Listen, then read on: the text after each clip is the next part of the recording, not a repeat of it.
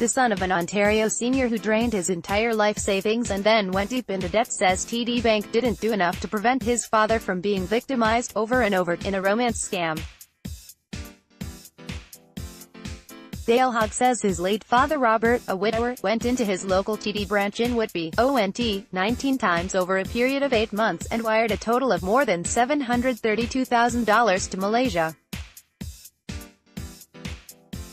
The money was for a woman Robert knew as Sophia Goldstein, whom he'd met online but never in person, and who doesn't really exist. There should have been red flags going up all over the place at the bank, said Dayle Hogg. He had no history of sending money anywhere outside of the country until this point.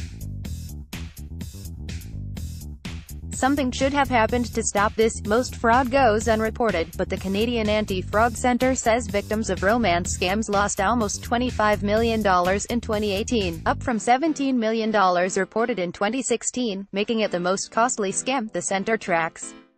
The banks are well aware of the romance scams that are going on, said Gary Clement, a financial crime expert and former RCMP investigator. If the banks don't start taking responsibility for these type of things, more and more are going to continue. However, Clement acknowledges that such scams put banks in a tricky spot. They are expected to try to protect the customer from financial fraud, which could require asking potentially intrusive questions, while also respecting the customer's right to privacy and to use their money as they see fit. In Robert Hogg's case, TD says its staff asked Hogg all the necessary questions. The bank says it fulfilled his requests because he told a consistent story about building a house in Malaysia. The scam begins. Robert Hogg had been married for 44 years when his wife, Kathy, died of cancer in 2015. The following year, he was diagnosed with pancreatic cancer. In 2017, at the age of 67, he joined the online dating site Match.com and soon met Sophia Goldstein, who claimed she was on a business trip in Australia but would soon be returning to Toronto. Sophia Goldstein was actually a phony name used by a scammer or group of scammers. According to web chat correspondence with Robert, within weeks, Sophia began calling Robert her lover and husband. She also told him her previous relationship ended because her partner hadn't been there for her. After Robert Hogg lost his wife of 44 years, Kathy, to cancer, he went on a dating site and was quickly sucked into a romance scam. Submitted by the Hogg family, the two began making plans for a life together, but within a month, Sophia asked Robert to wire $2,000 to her, claiming she was having banking issues and couldn't access her own money. Soon, her requests increased to $10,000 and then $50,000 at a time.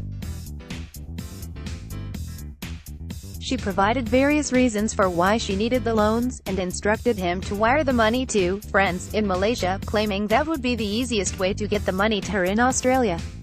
She coached Robert to tell bank employees that he was wiring the money to a family member, and to keep their relationship secret, saying she wanted to surprise his friends with him when she returned to Canada. Robert Hogg had been a customer at this TD branch in Whitby, ONT, for 3 decades. This is where he wired money to various people in Malaysia on 19 occasions during an 8-month period. John Castell, CBC. Between September 2017 and April 2018, Robert Hogg went to his TD branch in Whitby, located east of Toronto, and dutifully wired his entire life savings to Malaysia, believing he was helping the new love of his life. When his investment accounts ran dry, TD helped him open a home equity line of credit for $300,000, much of which he also wired offshore in regular installments. None of this was discovered by his family until he passed away from pancreatic cancer last September and his grown children began going through his paperwork. Initially, it was just like a punch in the gut, said his son, Dayle. I felt bad for him that this situation had happened. Robert Hogg's son says online scammers sent his father a photo of this woman, claiming her name was Sophia Goldstein and that she was a successful businesswoman from Toronto.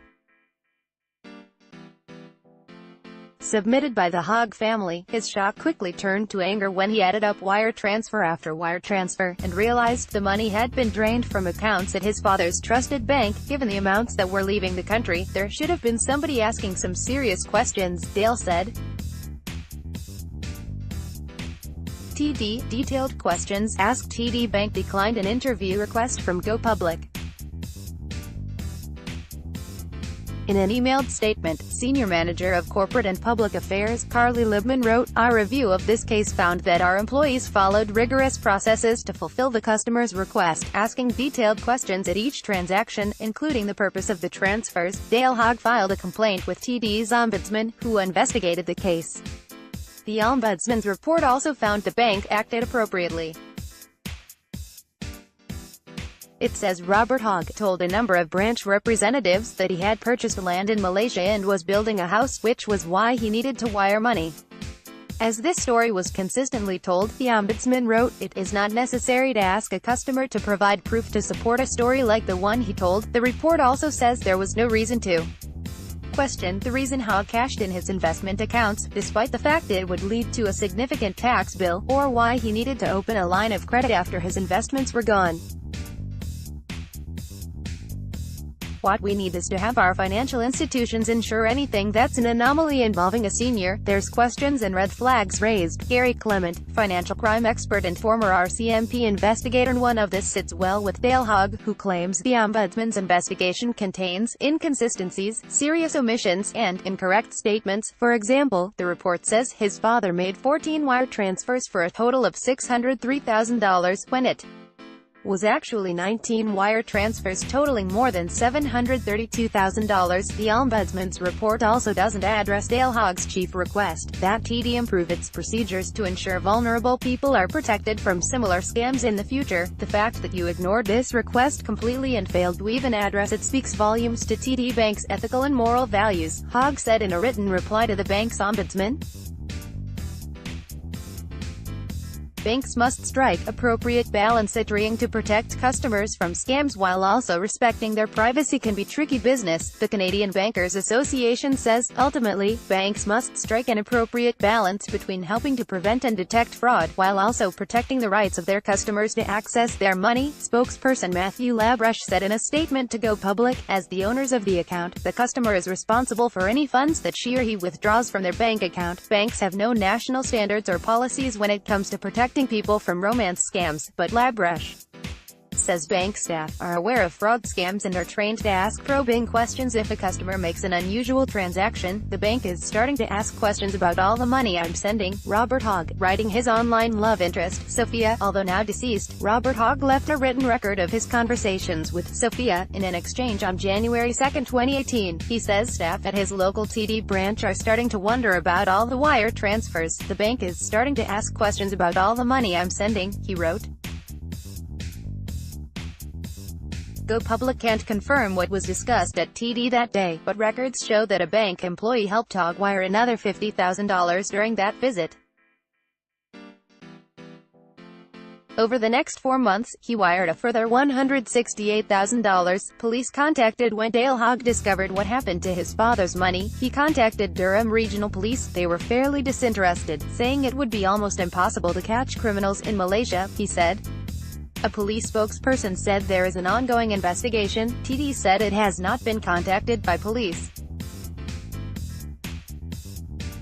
Financial institutions must automatically report any overseas transaction greater than $10,000 to the Financial Transactions and Reports Analysis Centre of Canada, but the federal watchdog only investigates suspected money laundering or terrorist financing activities. Former RCMP Superintendent Gary Clement says banks have a moral and ethical obligation when dealing with seniors to take appropriate steps to detect scams and take action. CBC financial crime expert Gary Clement says banks have to respect customer privacy, but they have an equally important responsibility to try to protect them from financial fraud. it's even more important in the case of seniors, he says, because they are more likely to be taken advantage of. What we need is to have our financial institutions ensure anything that's an anomaly involving a senior, there's questions and red flags raised. Toronto woman loses $450,000 in online romance scam. Meanwhile, the scammers seem unaware that Robert Hogg passed away last fall. Dayle Hogg occasionally corresponds with them, posing as his father, hoping that somehow, someday, police investigators will be able to catch them. In Dayle's most recent exchange, Sophia claimed she needed money to pay some bills. She asked him to wire money, writing, "Try $5,000 if you can."